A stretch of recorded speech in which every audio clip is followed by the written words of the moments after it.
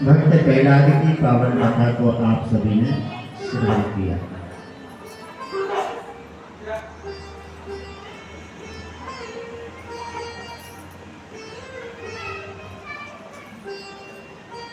हिरण्यकशिपु ने भगवान से ब्रह्मा जी से वरदान मांगा था, आपकी बनाई हुई सृष्टि में किसी से न मरो, ना तो इन 12 महीने में मरूं, ना भीतर मरूं, ना बाहर मरूं, ना ऊपर मरूं, ना नीचे मरूं, ना अस्त्र से मरूं, ना शस्त्र से मरूं, ना नर से मरूं, ना ही जीव जानवर से मरूं, पशु से। बहुत से प्रश्न मांगे, बहुत से वरदान मांगे,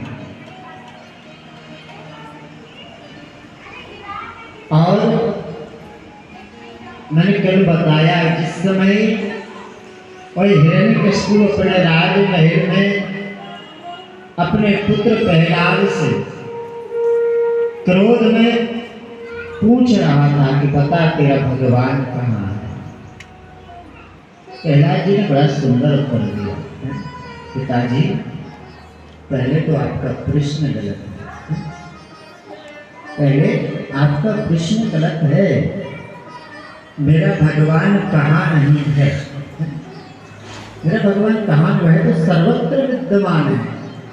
अड़ो अड़ियान महतो मैया, छोटे से छोटे कण में, बड़े से बड़े पहाड़ में, हर जीव में मेरा परमात्मा व्याप्त है। बस वो देखने की वह दृष्टि की आवश्यकता है। वह दृष्टि अगर आपके अंदर में आ जाए तो श्री राम मैं सब जग जाने करहु प्रणाम।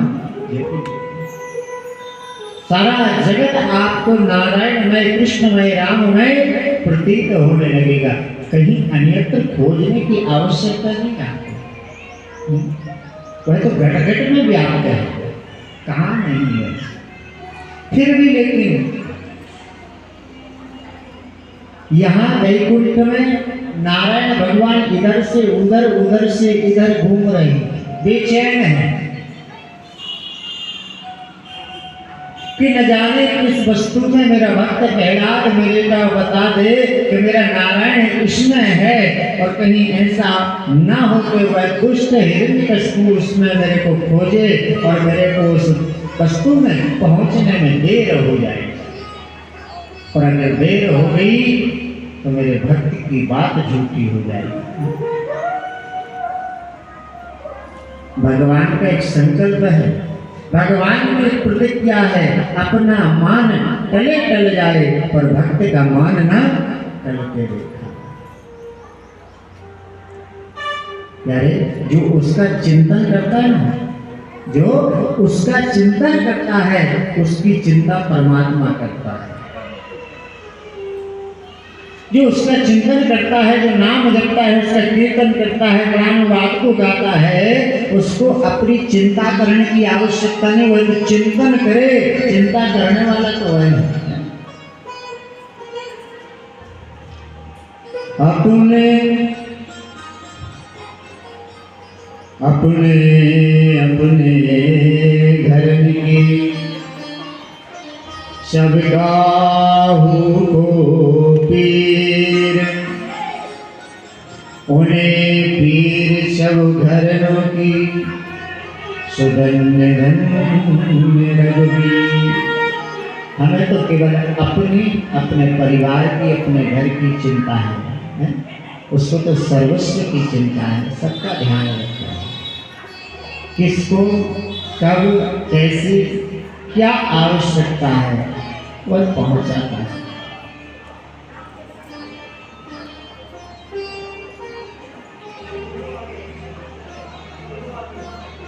भगवान ने पहले ही महाराज 13 महीनों का निर्माण कर दिया था। भगवान जानते थे कि ऐसे ऐसे दुष्ट भी आएंगे, हैं?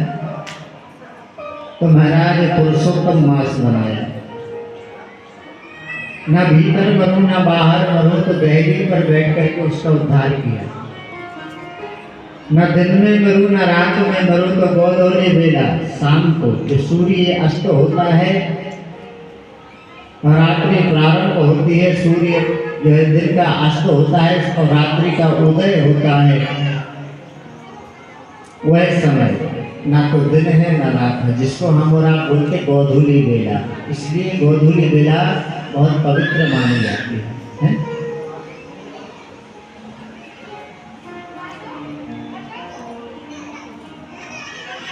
गोधूली बेला का मतलब समझते आप लोग? गोधूली बेला का मतलब समझते कोई? ढलती बेला। क्यों इसका गोधूली बेला पड़ा? इस समय का गोधूली बेला नाम क्यों पड़ा?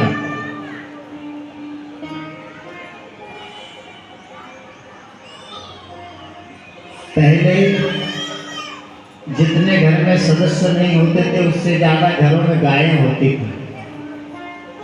घर में जितने सदस्य नहीं होते थे उससे ज्यादा प्रत्येक घर में गायें होती थी और गायें सुबह जो है जंगल में चरने के लिए जाती थी और जैसे ही रात्रि प्रारंभ होने से पहले और दिन जैसे ही ढलता था और सारी गायें जो है अपने अपने घर को लौटती थी और जब घर को लौटती थी उस समय जो गायों के जो फरों से जो धूल उड़ती थी, किस समय उड़ती थी? जब वो गाय जब शाम को जब घर लौटती थी तो उन गायों के खुर से धूल उड़ती थी, इसलिए उस समय का नाम पड़ा गोधूली।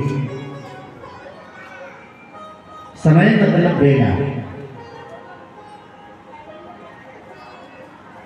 तो गोधूली बेला में श्री नृसिंह नारायण भगवान ने उसका उद्धार किया।